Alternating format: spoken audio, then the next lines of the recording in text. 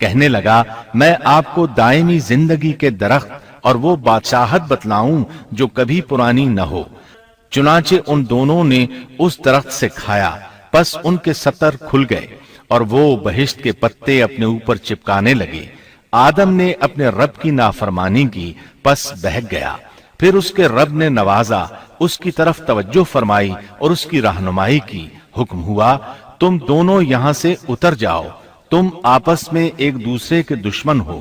اب تمہارے پاس جب کبھی میری طرف سے ہدایت پہنچے تو جو میری ہدایت کی پیروی کرے نہ تو وہ بہکے گا نہ تکلیف میں پڑے گا، ہاں جو میری یاد سے روگردانی کرے گا اس کی زندگی تنگی میں رہے گی اور بروز قیامت ہم اسے اندھا کر کے اٹھائیں گے۔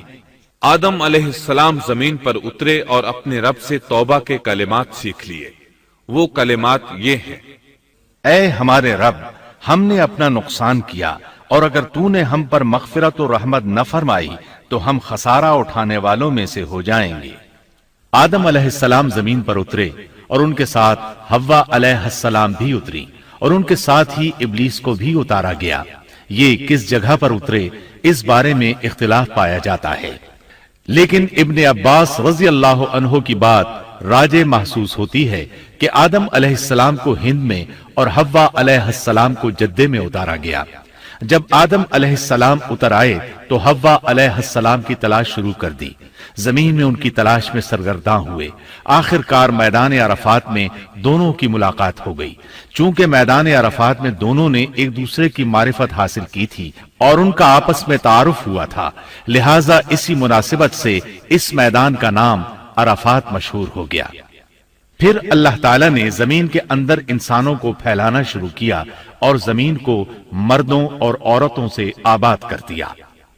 امام طبری رحمت اللہ علیہ بیان کرتے ہیں کہ حوا علیہ السلام نے آدم علیہ السلام کے لیے 20 ولادتوں میں 40 بچوں کو جنم دیا۔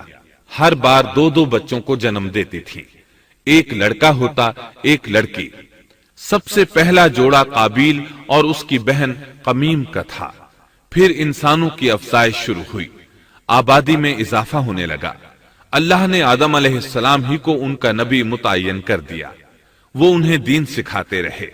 اس وقت تمام لوگ موحد تھے، خالص توحید کو اپنانے والے تھے، یعنی کان الناس امۃ واحدہ، تمام لوگ ایک ہی امت کے تھے، ان میں شرک کا شائبہ بھی نہ تھا۔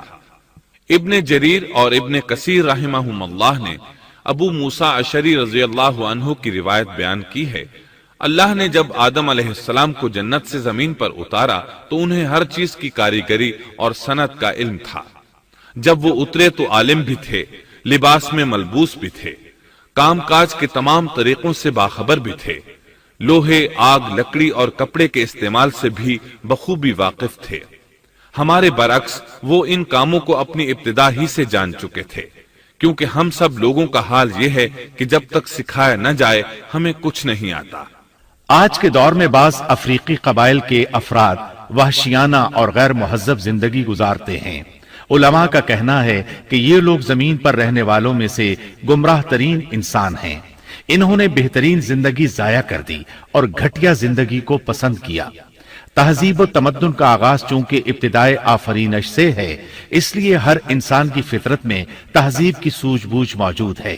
بہرحال آدم علیہ السلام کے بعد انسانی مخلوق کی تعداد روز بروز بڑھتی چلی گئی اور انسانی کمزوریوں کی بنا پر گناہ شروع ہو گئے۔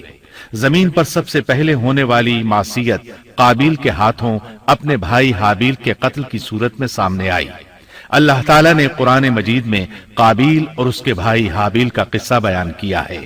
قابیل قرخت اور درشت طبیعت کا مالک تھا، جبکہ اس کا بھائی حابیل رحم دل اور نرم طبیعت تھا۔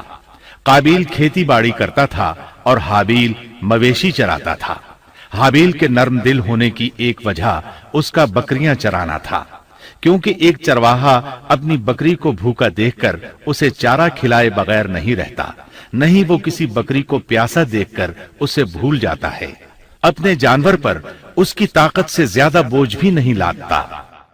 بنی نوع انسان کی تعداد میں اضافے کے لیے اس وقت ایسا قانون تھا جو اب حرام ہے، اور وہ ہے بہن کے ساتھ نکاح۔ چونکہ اس وقت